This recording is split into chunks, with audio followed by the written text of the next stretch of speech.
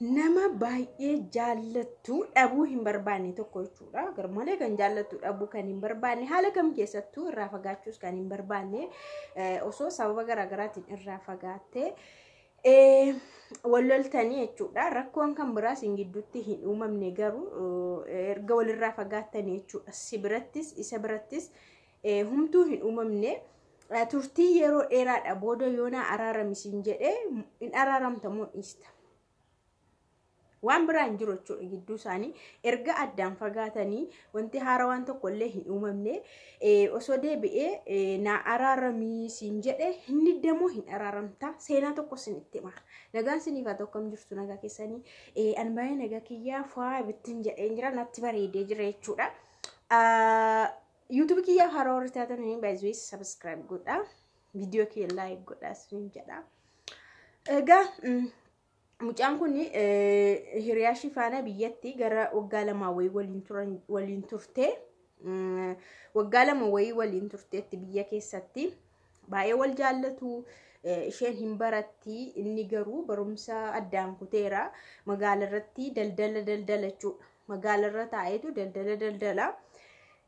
Isheen immoo akkuma gara naannoo baadiyyaa xixiqqaadha ganda jechuudha. Achi jiraatti warra ishii bira jirti hin baratti waan ta'eef jechuudha. Isa faana garuu jaalallee ishiiti inni biyyaan tokko waan ta'aniif naannoo tokko waan ta'aniif magaala irra taa'ee hojii hojjeta. Egaa akkas ture. Mucaan kun kutaa 10 yeroo xumurtu qabxiin dhufuufi dide. Kutaa 10 jechuudha yeroo sana qabxiin dhufuufi waan dideefi akkan jettiin jaalallee ishii kanaan jechuudha. Musliimotadha jarri nikaanaa hidhii jetti. Nikaanaa hidhiti yoo warri kiyya na barsiisanis na barsiisu yoo na hin barsiisnes immoo waan biraa yaadaa jira ittiin. Waan yaadde sana garuu ittiin himne warri kiyya na barsiisu yoo ta'e magaala irratti kolleejjii na barsiisu yoo ta'e mari'atanii garuu waan danda'anii na barsiisan miti jetti. Baay'ee warri ishee harka qalleeyyii waan ta'aniif magaala irratti gashanii barsiisuu mana kireessanii kana hin danda'anii. Isheen garuu kana mariisifattee nikaanaa hidhi jettiin. Egaa namni kun akkas jedhan nikaasii hidhataanaan garuu waggaa lamaa fi teessee na eegda. Maatiidhuma kee bira waggaa lama teessee na eegda. Akka nikaasii hidheeni ansin fuudhu jedha. Si fuudhu waliin sin jiraannu garuu nikaasii hidhataanaan maatii makee bira teessa eessayyuu hin deemtu jedha. Egaa mucaan kun egaa ishee waan yaadde qabdi waan ta'eef erganii nikaa hidhee fi ka'ee biyya Arabaa deemuu yaaddeetti. Kun yaada isheeti garuu satti hin himne. Inni garuu nikaasii hidhuufi didee. Isheen egaa akkamitti namni na jaallatu namni akkanatti baay'ee waggaa lama waliin turre nikaanaa hidhiyoon jedheeni asas taa'e eessayyuu taa'ee nikaa maaliif naa hidhuudhaaf ulaagaa akkanaa godhee maaliif nikaanaa hidhine jettee wal lolu jechuudha. Erga walitti bu'anii wal lolanii isheen durumayyuu yaadde waan ta'eef gara biyya Arabaa kana deemuu yaadde jechuudha. Warra isheettis mariisifattee ergan barannee niin deemaa jetteeni toleedhanii warri ishiillee egaa gargaaran waanuma qaqqabanii gurguranii jechuudha. Imala ishii imalte jechuudha. Gara biyya Arabaa deemtee jechuudha. Erga biyya Arabaa deemtee amma waggaa 3 taateetti. Waggaa 3 taateetti mucaan kun jechuudha erga biyya Arabaa deemtee. Garuu erga ishiin deemtee deemuu ishii baree erga inni hamma kana hundumaa erga wal lolan jechuudha.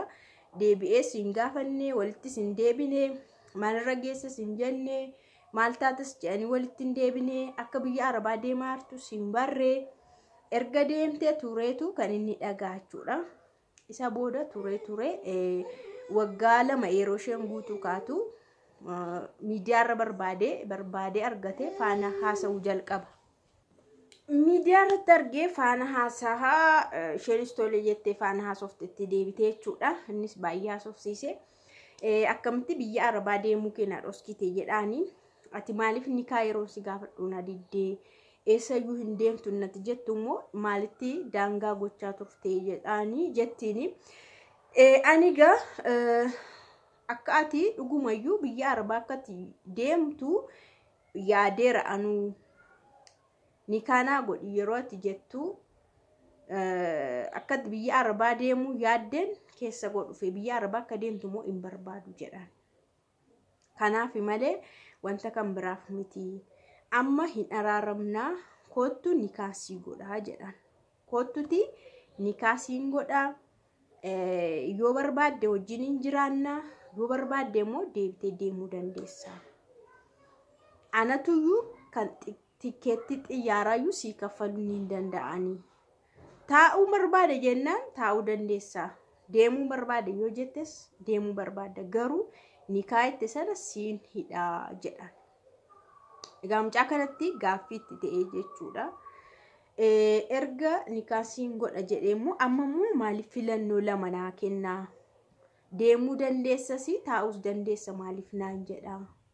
Osoo duraanuu akka deemtu hin barbaadu jedhee ture. Amma immoo maaliif deemuus dandeessa garuu nikaasiin godha naan jedhaa.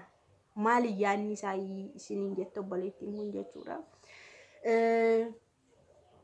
Waggaa 3 amma waggaa 3 taatetti jechuudha. Tokkoffaan erga isheen deemtes isheen deemte inni nama kan biraa faana jaalallee hiriyaa waan jedhamu qabanne jedheetti hima. Isheen akkasuma waan miidiyaa kana malee waan qabatamaan hin jiru jetti. Kanaafuu isheen amma kan inni amma akkas jechaa jiru kana kan inni deebi'uu dandeessa maal gochuu dandeessa naan jedhu maallaqaan argadhe kanaaf laataa jedhee tayyaadaa jira jettee.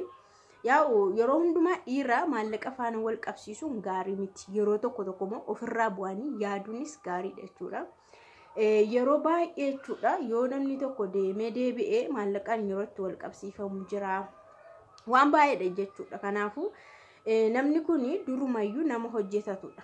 Nama hojjetatudha. Nama of danda'udha. Nama of jiraachifatudha. Maallaqa ishiitiinis hin jiraanne haga yoonaa jechuudha. Ofiima isaa daldalee jiraachaa ture waan ta'eef yeroo tokko gadi taa'anii yaaduunis baay'ee gaariidha jechuudha. Maallaqaan waan hundumaa maallaqaan wal qabsiisuunis gaarii miti. Amma mucaan kun jechuudha waan hojjettes waan qabdus of harkaa qabdi maatii ishii biraa qabdi. Nama kana faana yoo walitti dhufeenyaan nikaa godhattes qabeenya ishii fuuteetti kennuu dhiisuu dandeessi. Mirga miti dirqama miti jechuudha kun. Yoo inni amma sin dirqisiisu jedhee filannoo kaa'eef jechuun amma fedhii ishii eegeef jechuudha karaa biraa. Fedhii dhala namaa ammoo dhaluma namaa eegaa jechuudha. Isheen amma natti tole bakka barbaadeera taa'uun qaba sifaana jiraachuun qaba jettee ofii ishiitii yoo murteeffatte jireenyichi bareedaa ta'a. Garuu dirqamaan inni deemuu qabdu jiraachuu qabna maal jechuu qabna yoo jedhe sirrii miti. Isheen garuu jaallattee itti amantee kan caala deemuu qabu. Bakka hin jiraannaa waan hundumaa hojjenneetu atis hojii hojjechaa ta'anis waan tokko hojjedhe hin jiraanne yoo jettee isa amansiifattee jiraachuu dandeessi. Bakka yeroo tokko gara siidaadhaan Araboonni siidaa yaaduun gara qajeelaa yaaduunis baay'ee gaariidhaan jedha. Namni kun namuma naannoo ishiitti namuma maatii ishii beekan namuma duraan hiriyaa ishii ture ammanatti namiidha namaal na godha jettee waan yaaddullee miti. Garuu amma immoo maallaqaaf jedheetu filannoo lama naa kenne jettee jechuudha. Kanaaf obboleetti kiyyaan kan sin gorsu jechuudha. Biyya Arabaa umurii nama lakkoofsisaa hiiqa namaan kennu hamma tokkoon hojjetta garuu amma dhumaatti hojjechuu hin dandeessu. Achi taa'ee waan hundumaa guute jechuun immoo zabatii yookaan sobadha. Biyya Arabaa taa'ee waan hundumaa guuttadhaa yoo jette hin guuttattus umuriin keessa deemaa deema. Si jala waan baay'ee si jala darbaa deemaa jechuudha. Garuu erga dhiira akkanaa argatte, erga dhiira socho'u, dhiira hojjetu argatte, dhiira of jiraachisu argatte, amma immoo erga koottu sin barbaada jedhee waan qabdu habiibti of harkaa qabda umaatti hin ergin umaa biraa hin qabdu. Dhuftee waan qabduun innis hojjechaa irra waan ta'eef atis gara hojii hojjechuutti jijjiirtaa jechuudha maallaqa keessan. Maallaqa hojjetatte sana gara kutaan kotee mana maaliin godhaa nan bareechaa qabattarsee maalii kana silaa shamarran keenya kan maallaqa harkatti fixu kana dhiistee kallattiidhaan waan hojjechuuf sammuu kee keessa jiru wayii waan jaallattu waan barbaaddu tun kana hojjedhe tun kana daldale tun kana banadhe waan jettu akkuma humna kee akkuma maallaqa keetti waan sanatti bobbaatachuudha dhufte. Isa booda akkuma jettanii nikaadha walii galta waan ta'eef nikaa godhatteetu gara gaa'ila keetti seentaa jechuudha.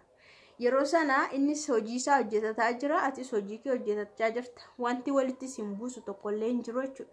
Jireenya baay'ee bareedaa jiraattu, walii galtanii wal jaallattanii jiraattu jechuudha. Kanaafuu karaa seera qabeessa waan ta'eef karaa maatiin kee keessa jiran, maatiin isaa keessa jiran wanti hunduu seeraan waan ta'e waan hojjetattu hundumaa karaa ofii keetiin banattee hojjetatta waan ta'eef namni kun wanta si miidhuu qabu jechuudha. Ijoollee sirraatii silolee indeemayyuu ta'eyyuu ati hojii kee irra jirta jechuudha. Kana yaaduu qabda. Dhuftee hojii hojjechaa jirtaati. Hojii hojjechaa jirta. Yoo silola ta'eyyillee waan tokko si godhateellee maallaqa sana sirkaa maal godhateellee ati maallaqa kee hojiirra kaawwatteetta hojii hojjechaa jirta. Yoo deemes hojii hojjechaa jirta. Yoo si faana jiraates hojii hojjechaa jirta. Si galeera. Kanaan dhuftee mana arabaa sana keessa waggaan 3 si gahaa guggubatteetta xaragdeetta ergamteetta si waggaan 3 gahaadha jechuudha. Dhuftee jireenya kee itti fufuu dandeessa. Warri kaanillee akkanuma namoonni kanaan dura isin faana loltanii addaan baatanii waggaa 2 turtanii 3 turtanii 4 turtanii gaabbee bakka nan gaabbe siniin jedhee dogoggoreera siniin jedhee haa araaramnu koottu wajjiniin jiraanna. Kan siniin jedhu taanaan namni kanaan dura jaallattan suni itti araarama. Akkamitti itti araaramtu seetan? Akkamitti itti araaramtu? Amma immoo qabeenyaaf na barbaadee birriidhaaf na barbaadee jettanii balaaleffattu baay'een keessan. Dhiira hunda miti kan birriidhaaf sin barbaadu, kan gaabbee sin barbaadu jira. Yeroo sanatti namni miira keessa galee waan fedhe gochuu danda'a. Garuu yeroodhaa booda namni kamuu hinuma gaabba. Gaabbee yookaan namni gorsee maatiin gorsee gaabbee gara keessan dhufuu danda'a. Yeroo sanatti gara keessan yeroo dhufu nama kanaan dura beektan nama jaallattan waan ta'eef yoo gara keessan dhufe kana qabeenya keessan seebii gootu akka masiniin jedhee jechuudha. Waan qabdan hundumaa dhuftanii qubeellaa godhachuudhaaf, maatii gochuudhaaf, diggisii gochuudhaaf baastu osoo hin taane mana keessan kireessitanii miidhagsuu waan kolkollee kanatti guutuudhaaf dhuftu osoo hin taane dhuftee haa'aati akka dhufteen hojii kee eegalatta. Namni kamuu kaayyoo qaba, namni kamuu sammuusaa keessaa waan ta'e qaba. Waan tun hojii kana hojjedhe, tun akkas godhe, tun waan akkasii jedhe, tun waan akkasii jedhe, namni kamuu waan akkanaa ni yaada jechuudha. Ani amma fakkeenyaaf hojii keessa wanta ani osoo hojjedhe jedhee barbaadu osoo mana rifeensaa miidhagina dubartootaa qabaadhe jechuun ofii koo qabaadhe namoota hojjetan itti qacare. Ofii koo hojjechuun barbaadu garuu itti qacare ofii kiyya kan kooti jedhee manaaj godhe baay'ee natti tola. Waan akkasii jechuudha. Akka kanaanin namni kamuu ofiisaa keessaatis hojii wayii qaba sammuu keessaa waan ta'eef dhufteetu akka dhufteen jechuudha. Hojii keessana sirreeffattee akkaataa hojii keessana ergi sirreeffattee booda nama sana faana gara gaa'ilaatti seenta. Dhageesse gara gaa'ilaatti seenta.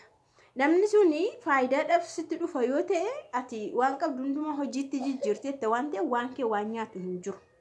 Haala isaa ilaaltee wanni kana ta'e immoo deemuu danda'a karaa isaa bal'aadha jechuudha. Isa faana waan deemtuuf hin qabdu ati immoo teessee hojii kee hojjetatta. Akkanatti seeboo gochuudha. Akkanatti bara lakkaa'uunis faayidaa hin qabu, umurii deemsisuunis faayidaa hin qabu. Dhufanii biyya ofirratti sammuu nagaa, qaama nagaa hojjetachuu wayya. Namni dhalli namaa dadhabaa deema, humni dhumaa deema.